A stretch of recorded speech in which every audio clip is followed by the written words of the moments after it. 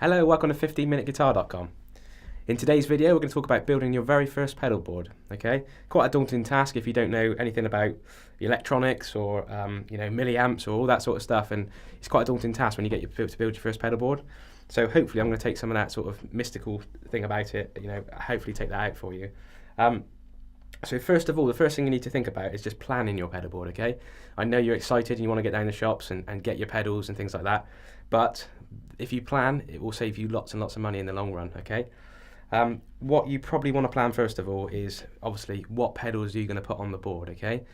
Do you want a wah? Do you want a chorus? Do you want a delay? Do you want a reverb pedal? Okay. Does your amp have reverb? Okay. Lots to think about. So that's the first task. Plan. Make sure you plan your pedal board.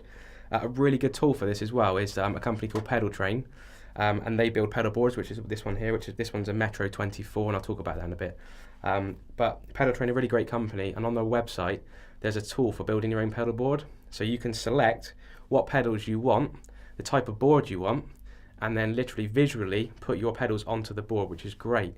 And you can really plan out what pedal board, where you want to put your pedals and how your pedal board's going to look. Okay.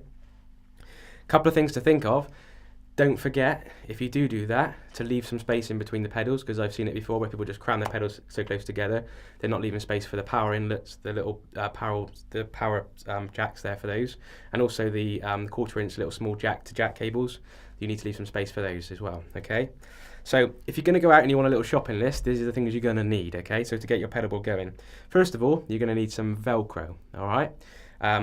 If you buy, as for instance, a Pedaltrain pedal board or one of these, then it will come with velcro. Okay, so you'll get that in the box, so you don't need to worry about that. But if you buy your pedal board from somewhere else and it doesn't come with velcro, you first of all need to buy some velcro. So this has already been done for you because I've watched lots of pedal board videos and I find it pretty boring watching someone put velcro to a board. I'm sure we can all do that and we understand how to do that, but what I will say, just some tips. I always put the carpet side down onto the pedal board and then the hook and loop side on the back of the pedal. Okay.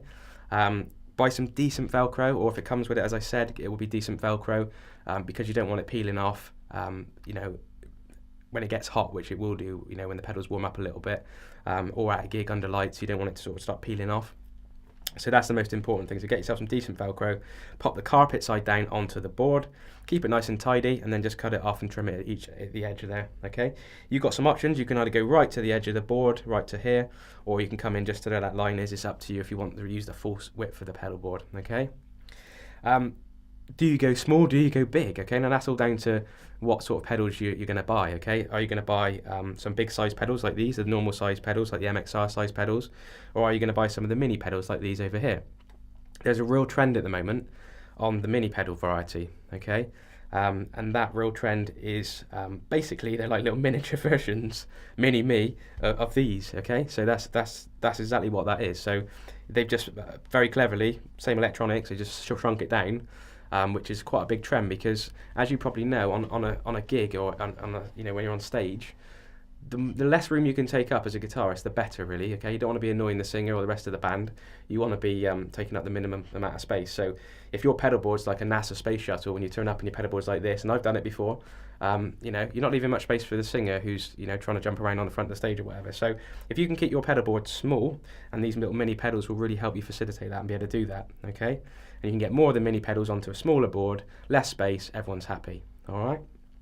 So we've done our velcro, we put our velcro on, so the velcro's all done. The next thing you want to do, as I said, you've done it probably online, as I said, using that tool, Pedaltrain, but you're going to put your pedals out on the floor, okay, and you're going to just line them up and think, where do I want these? What order do I want these? Okay, that's really, really important of what order you want these in. If we start at this end, so what I'll say as well in terms of the signal flow of how this is going in, this end here, so the out of this end is actually going out to my amplifier, okay, and then this end here is going out to my guitar. All right, it's important you get that in the right way around, otherwise it's not going to work. Okay, so that's important. The signal flow, as you can see, is sort of starting from here, from the input over here with the guitar end. It's going in like that and following around like that. Okay, so that's important to recognise that. So starting at this end, then, most important pedal I think you should have on any pedal board if you're starting out is a guitar tuner. Okay, yes, you can get a clip-on guitar tuner, which is great. However, if you're at a gig, a clip-on guitar tuner will not mute your signal. All right, so it's quite a cool thing. I use this when I used to use this live, I use this as a mute as well, to mute my signal, because no one at front of house or in the audience want to hear you tuning your strings. Okay, it's not a cool thing. So a clip-on tuner, what you have to do if you have a clip-on tuner is you have to roll the volume down every time, which is a pain. So I use this to mute the signal. So I put my tuner always first in the signal chain. Okay, so my tuner goes in first, and that mutes the signal. So as soon as I press that, it will mute the signal to the whole pedal board. Okay, I can tune silently, and when I'm ready to rock again, click the pedal back on and we're back in. All right, so first pedal in the line is the tuner. Okay, next pedal, this one, personal preference, you don't have to have one. Some people love a wah pedal, some people hate them and don't have them on their pedal board. I personally love a wah pedal because I love Slash, and he uses one of these extensively. So I have a wah pedal on my pedal board. This is a Crybaby Mini. Okay, you can get a full-size Crybaby, but as you would know, on this board it would take up to about there, which is too big. Okay, I wanted to get a nice smaller size wah pedal to make sure it fits onto the small board. So that's the next one in line. Okay, that's a filter pedal. Okay, so it's a bit like it sweeps across the range. There's like an EQ sweep. It sort of goes across through the highs and the lows. So that needs to be quite close to the guitar in terms of the chain. Okay, so it needs to be quite close in. I wouldn't put the wah pedal over this end of the pedal board, for instance. Okay, so it's important to put the wah pedal right close up to the tuner. Okay, some people put them in first and then the tuner. I always find that the tuner, because then that's the first thing it comes to, because it mutes everything. Then the wah pedal. All right, so the wah pedal comes in next. Next thing I use, and you guys might use it, you might not. I just find it's very handy for cleans, getting a nice clean sound and a consistent clean sound. Is a compressor pedal. Okay, this one's an SP compressor by a company called Exotic. You might have any type of compressor, it doesn't matter. Okay, and that's a really important thing to say. These are the pedals that I pick and the ones that I like. You don't have to buy the same ones. You can buy whatever you like. Okay, that's what's great about pedal boards. It's your preference. So compressor, this is this one here. What the compressor is doing is basically keeping a good level of signal. So it's keeping my my low output notes that I hit and my high output notes at some sort of threshold, and keeping it at a good level. And that's a good thing, because if I'm picking some little some little quiet parts, it will still keep it audible to people listening in the audience. So I use that, and that is, to me, that's an always on pedal. Okay, it could be that you just have it on for your cleans and you turn it off for your overdrive. But I just find that's a lot more extra tap dancing, and I don't need to do that, so that's an always on pedal for me, and that just keeps me a real consistent level at front of house. Okay, so front of house just being what people are hearing out in the audience. Okay, I don't want my volume to go up and down. I want it to be really consistent, and that helps me to achieve that. All right, I don't use too much compression, because too much compression can make it sound a bit squishy, and a bit too it might just kill your tone too much and just cut it out too much. You don't want too much compression. I normally actually set this up as it is now, sort of roughly in the middle. There's not too much there, and it's on the low setting of compression. All right. Next one down the line then is chorus. Now you've got an option with the chorus. The chorus can go here, or it could go in an effects loop, and I'll talk about that when I get to this part of the pedal board in a second. But here, it could go here, or it could go in the effects loop. All right. So the next pedal we're looking at is a chorus pedal. Love it or hate it. You might want it on your pedal board. You might not. You might swap that out for a phaser or a flanger, whatever you like. But I really love a chorus sound, okay? So I love that sort of Purple Rain Prince sound, that really nice chorus sound. Again, not really that expensive pedal here. Not it's inexpensive by Ibanez, very inexpensive pedal really. That is your chorus. On a chorus pedal, on this one, for instance, you've got just like a speed, so how fast the chorus is, a depth, and a level. All right, and you want to set these as well with the levels. So that when you click them on, you don't really notice, unless that's what you require, but you don't really notice a boost in volume. We don't want to put my chorus pedal on, all of a sudden you go, wow, that's really loud. You want to keep it sort of a consistent level, that when I click that pedal on, yes, you hear the effect, but it doesn't affect the the overall volume of your rig, okay, and your sound. So that's your chorus pedal. Moving on then, down to this end of the pedal board. This one is just you've probably all seen these online. They're just used everywhere. It's an Ibanez Tube Screamer. That's great for either boosting a clean sound, or you can use it as an overdrive pedal to boost an overdriven sound, and that's the way I used to use it. I used to set my amp to sort of just where it's breaking up on my Marshall, and then I would click on the overdrive of the Tube Screamer to boost that even more and give it a bit more gain, tighten it all up, and give it a bit of a mid kick, and that's what I used to use that one for. Okay, and it used to, depending on how you set it, it used to boost my solos a little bit as well in terms of a tiny little volume boost, but it's not gonna be a boost pedal in terms of, you shouldn't really look at it as a volume boost for, you know, for solos, because that's what this is going to do when we get down to this end. Okay, so that's just an overdrive pedal or a clean boost pedal. Okay, moving along then, following the chain along, we come to the you know, the delay part of the thing now. So on this pedal board, this is just a carbon copy delay, just a really nice really nice delay. What a delay does as well, just so you know, a delay is just like if I play a note and I set the delay, you'll hear the note and then you'll hear a repeat of the note, and however you set this is how many repeats. You know, is it going to go da da da da da da, or is it going to go da da da da and sort of die off like that? Okay, so you can set that and how you want that. A delay is a really nice thing to add space to your sound, to add sort of, you know, add some space and some interest to your sound. A really dry sound can be a little bit uninspiring to play. If you add some delay in, then you get a really sort of you know, atmospheric sound. It's a really cool thing, and this is one of my favourite pedals, the carbon copy. Okay, so moving along now, you might want one of these. Yours might look a bit different at this end of the pedal board because your amp might have reverb. Okay, if your amp has reverb, great, you've got an extra slot on your pedal board where you could put something else. However, my Marshall Jubilee doesn't have reverb, so I had to buy a reverb pedal. Also, why else might you want a reverb pedal? Well, perhaps the amp has just spring reverb and you want a plate or a hall reverb. Okay, so you're going to need a reverb pedal to replicate those sounds. And again, reverb just creates a sense of sort of space, or, you know, playing in a room. Okay, a different size room, could be small, could be a medium, could be a large size room. Okay, and that's what reverb does. And then the last pedal on the pedal board, this is a boost. Okay, now what this is a very inexpensive pedal. This one by TC Electronics, called the Spark. It's a Spark Mini. This will give me up to 20 dB of boost, which is a lot. Okay, if you set this too high, I've never ever set it past there. If you set that out there and you stood on that at a gig, you'd know about it, because it's gonna, you know, it's gonna boost your volume massively. And I put this right at the end of the chain there. It depends. You could put this in different places. You could put this there. You could put this over here. But what it's going to do, if it's after a delay, it's going to boost. If you put a spark booster after here, then it's going to make that louder as well and make that more pronounced. Okay, and I don't want that, so I want it right at the end. It just boosts the whole thing. All right, basically everything I've got on, or whatever I've got in the signal chain, if I want that louder, why would you want that louder? For a guitar solo. Okay, got my great sound, come to a solo.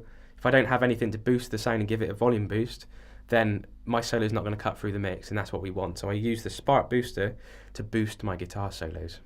All right, and then we go out to the amp, as I said, and then that's straight out to the amp. So I did say I would mention something about an effects loop, because this is how I would use this board. At the moment, it's all just running perfectly in line. Okay, so that will go from one lead to the amp and from one lead to the guitar.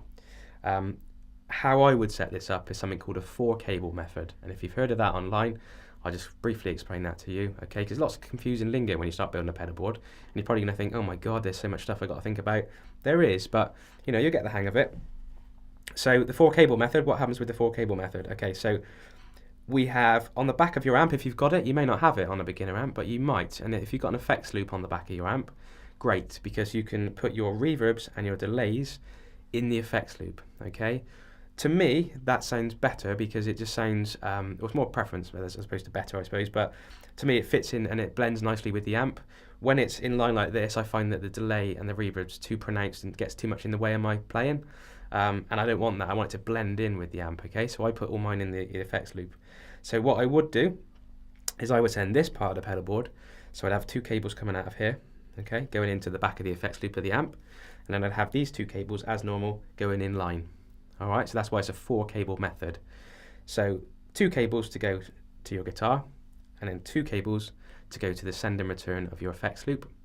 Cool little tip, when I used to do that, I used to put little stickers, green and red stickers, that match the back of my effects loop on the back of the amp. So a little sticker on the send and a little sticker on the return, because at a gig I could quickly look at that and go, right, green to green, red to red, instead of going, is it going to send or does it go in return? All right, so just really quick. You want to be quick at a gig. You don't want to be there for ages sort of thinking, how does this connect up? So that's the way I used to do it. All right, yes, you'd have more cables on stage, but you can always get things like cable ties and things like that to tidy up your, you know, cables and stuff. You know, and it's just, to me it just sounds better, but it's entirely up to you. Try it, see what you think. You may not like it, but you might actually really like it as well, like I do. As I said as well, you can try and experiment putting the chorus in the effects loop, because that's a modulation pedal. I find actually this one sounds better in the front, so I didn't do that. I tried it, didn't like it, put that in the front of the amp. Okay, this is an important thing to say. Experiment, yeah. Hendrix experimented. He experimented with moving his wah and his overdrive, you know, put them in different locations. Experiment, okay? Nothing is wrong. That's the important thing to say to any beginner guitarist is just try, okay? Because I've done it, and you have to experiment to find these things out. And you'll go, okay, right, that pedal should never go with that pedal. It's important that pedal should never go in front of that pedal. And you'll find this out from experimenting. All right, just to finish this off, what we're going to talk about now is just powering the board, okay? That's really important. Don't go out and buy, my advice to you would be, don't go out and buy a cheap, you know, daisy chain system. It's going to cost you like £10–20 off Amazon, okay? Yes, it's cheap, and it may power your pedals, but is that a gig-ready solution? No, it's not, okay? Because what you're going to start creating with these little barrel connectors and having a daisy chain is noise, okay? If it's noisy at this end, and you start boosting it with things like a spark or whatever, it's going to get noisy at the other end. So when it gets to your amp, you may have lots and lots of noise and hiss. You don't want that. You want a quiet sort of sounding rig. So my advice to you would be invest in a decent power supply, something like this, a Voodoo Labs, or there's Clocks, or there's Strymon. Just invest in a decent power supply that gives your power the right amount of milliamps per pedal. Okay, that's important. Each pedal takes a certain amount of milliamps. Okay, some of these, some of the digital pedals like this one, we're quite power hungry. So that one might take like 350, 400 milliamps. So it's important that your socket gives it what it needs. It gives it enough juice. If it doesn't, and it gives it 100 milliamps, that pedal's not going to turn on. Or it's going to sound really strange and you think, oh, my pedal's broke. So you don't want to be doing that. So make sure you've got enough outlets on your power supply. So if you're going to buy 9 pedals, or you're going to buy 10 pedals, have an extra socket. So whatever you buy with your power supply, buy an extra socket for the fact that you are going to probably buy another pedal at some point, or another 2 pedals, okay? So just bear that in mind. You might want to build the board up as you go, so make sure you leave some space. This one's fully, you know, full up. This one's completely full up. All the 9-volt sockets are all completely full up and filled. And I've decided this is what I want is my little board. It's got 8 pedals on it, perfect. It's got everything I need to get through a gig. So make sure you invest in a decent power supply. What you get with a decent power supply is isolated outputs. And that's what we want, okay? An isolated output. Isolated output basically means that it keeps everything quiet. So as you can see, we're plugged in. A little bit of a hiss, but nothing major, okay? If you daisy chain them, you will get lots of hum and noise, okay? So decent power supply with the right amount of outputs, and make sure you got the right amount of milliamps. On the box of the pedal, it will tell you. It will say 300, 200 milliamps. Most of the analog pedals, like these ones, they take very small draws, so they may be 100 to 200 milliamps. So any of these little pedals here, there's 100 milliamps. That will be fine to go in that one, okay? The digital pedals, the high current ones, they need to go in the high current 9-volt because they'll take probably more, like 400 milliamps, okay? That's really important. You want to give your pedals enough juice. So, I've done enough talking. Hopefully you've enjoyed that sort of, you know, just the explanation of how to use it. Don't forget as well, get plenty of these. Okay, plenty of these little cables. If you unplug them when they're plugged in, they're going to make that noise.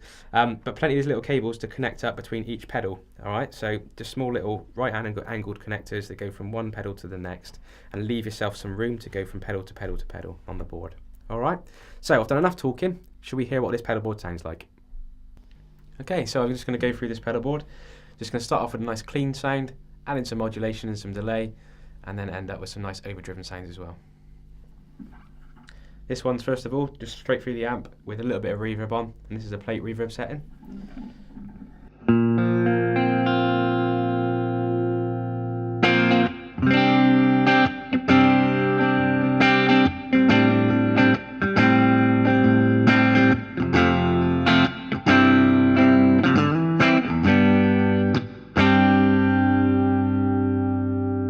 Might be quite common to do to that, maybe to add a little bit of delay.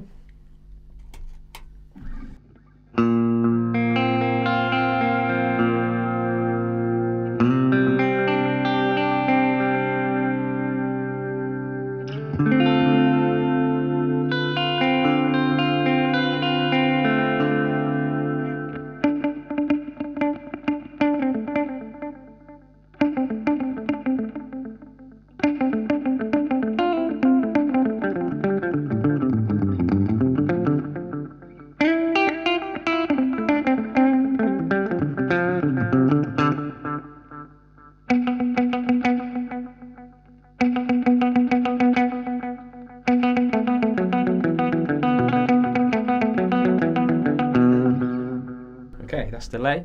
Might add a little bit of chorus to that as well.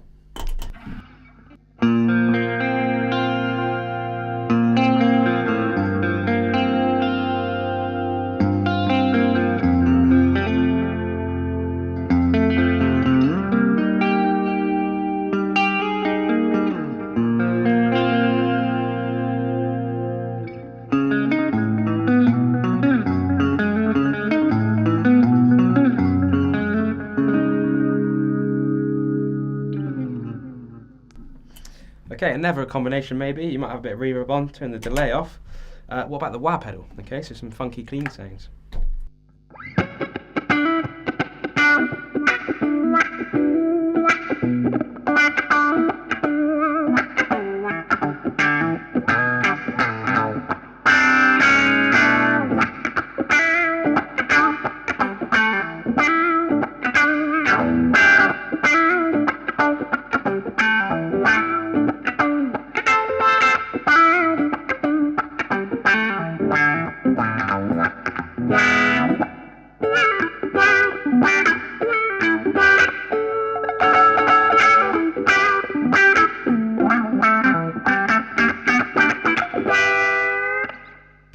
Cool sounds. Okay, and then what I might need to do, tune my guitar. So as I said earlier, that will mute the whole signal if I click that back off. So I use it as a mute to tune my guitar, which is nearly perfectly in tune. Then straight back into the set. Okay, let's hear some delay. Let's hear some overdriven sounds now. That's had the tube screamer in. So starting again, we've got the reverb on because that's my always on pedal. I'm going to start with the tube screamer. So.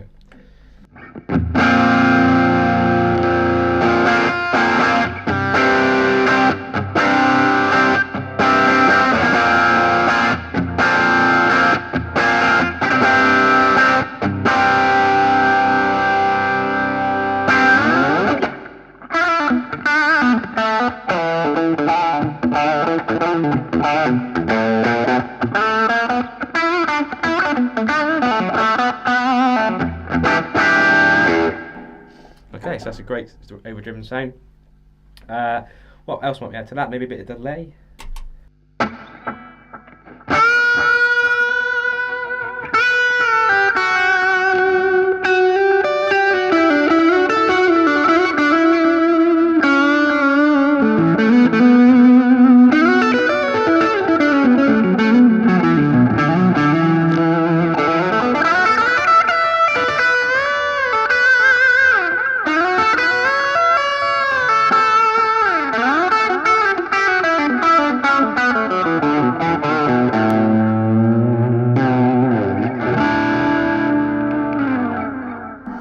Great. Okay, last thing to do, I would say, is just the overdriven sound, and then imagine you come into a solo, so I'll do like a little bit of a chord bit, and then I'll kick the spark in for a bit of a volume boost, which you should hear as well.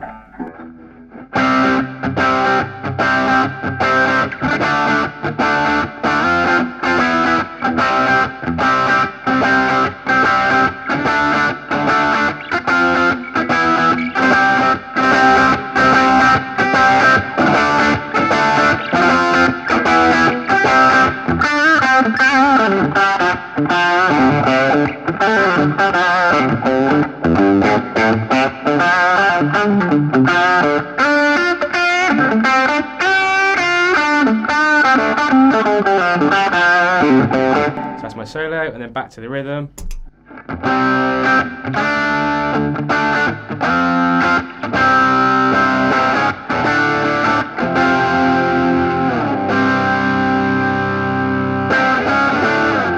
Okay, and then only other thing you might do to that, maybe add a wah pedal.